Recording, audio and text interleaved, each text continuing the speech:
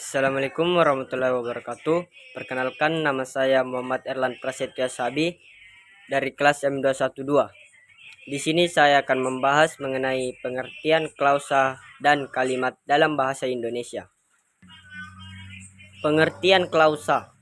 Klausa merupakan satuan gramatikal yang berupa kelompok kata sekurang-kurangnya terdiri atas subjek dan predikat dan berpotensi menjadi kalimat. Sedangkan pengertian kalimat yaitu kalimat adalah satuan bahasa berupa kata atau rangkaian kata yang dapat berdiri sendiri menyatakan makna yang lengkap. Kalimat adalah satuan bahasa terkecil yang mengungkapkan pikiran yang utuh, baik dengan cara lisan maupun tulisan.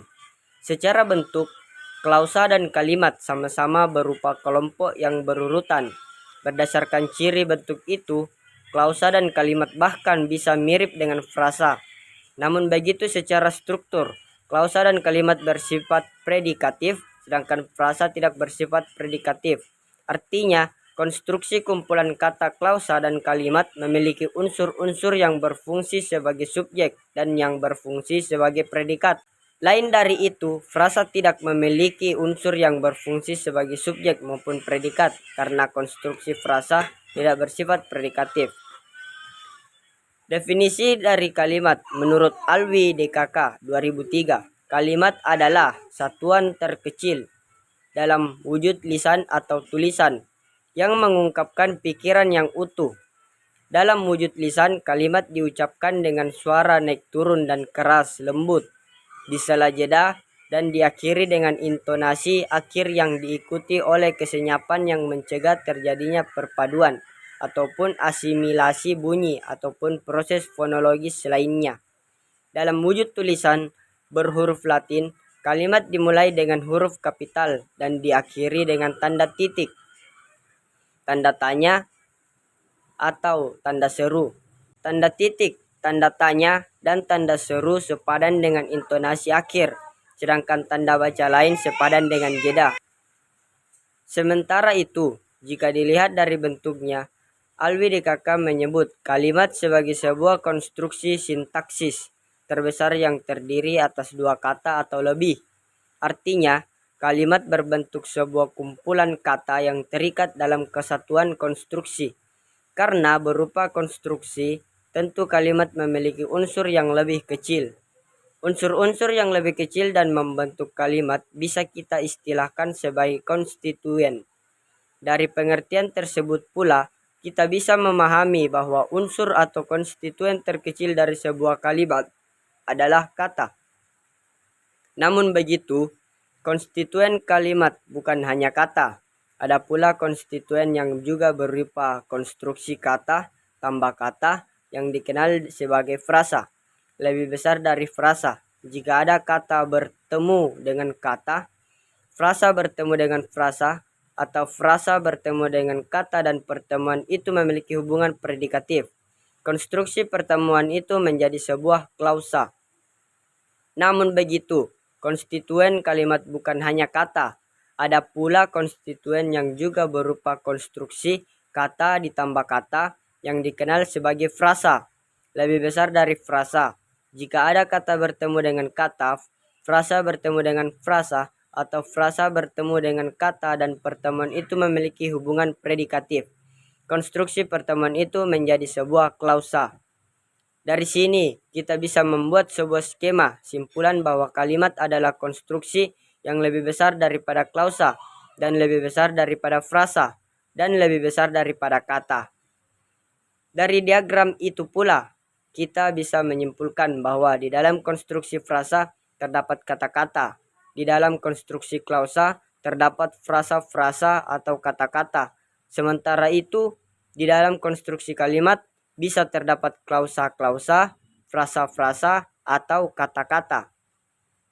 Dan selanjutnya, definisi dari klausa.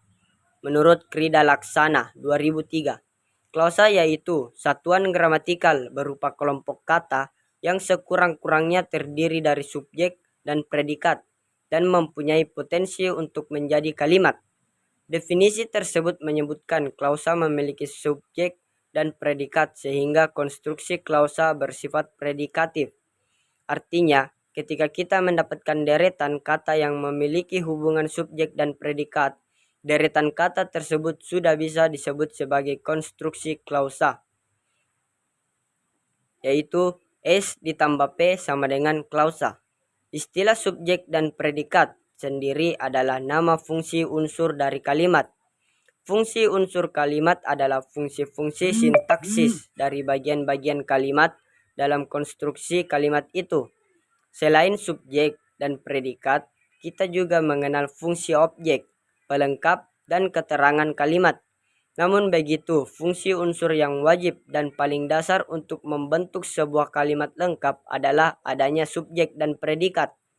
Inilah sebabnya mengapa dikatakan bahwa klausa berpotensi menjadi kalimat seperti disebut krida laksana di atas.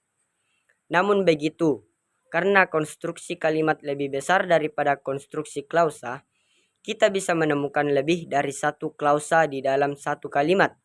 Ketika kalimat tersebut memiliki lebih dari satu klausa, kita mengenalnya sebagai konstruksi kalimat majemuk. Ketika kalimat tersebut memiliki hanya satu klausa, kita mengenalnya sebagai konstruksi kalimat tunggal. Di dalam kalimat majemuk, kita kerap menemukan kata penghubung atau konjuktor. Konjungtor atau konjungsi adalah partikel yang dipergunakan untuk menggabungkan kata dengan kata, frasa dengan frasa, klausa dengan klausa, kalimat dengan kalimat, atau paragraf dengan paragraf. Hubungan subjek ditambah predikat pada klausa dapat membentuk sebuah gagasan. Jika di dalam kalimat tersebut terdapat dua pasang subjek ditambah predikat atau dua klausa, berarti ada dua gagasan yang dikemukakan. Agar menjadi sebuah kesatuan gagasan yang bersatu dan berpadu, digunakanlah konjungsi. Jadi pada intinya, perbandingan antara klausa dan kalimat bisa disimpulkan seperti berikut. Yang pertama, klausa dan kalimat adalah sebuah konstruksi sintaksis berupa kumpulan kata atau frasa. Yang kedua, klausa dan kalimat bersifat predikatif sehingga unsur-unsurnya memiliki hubungan subjek dan tambah predikat. Yang ketiga, dalam bahasa tulis, kalimat diawali dengan huruf kapital dan diakhiri dengan pengakhiran kalimat tanda titik, tanya, atau tanda seru. Yang keempat, dalam bahasa tulis, klausa tidak diawali huruf kapital atau tanda pengakhir kalimat. Yang kelima, dalam bahasa lisan, kalimat memiliki intonasi lengkap, sedangkan klausa tidak.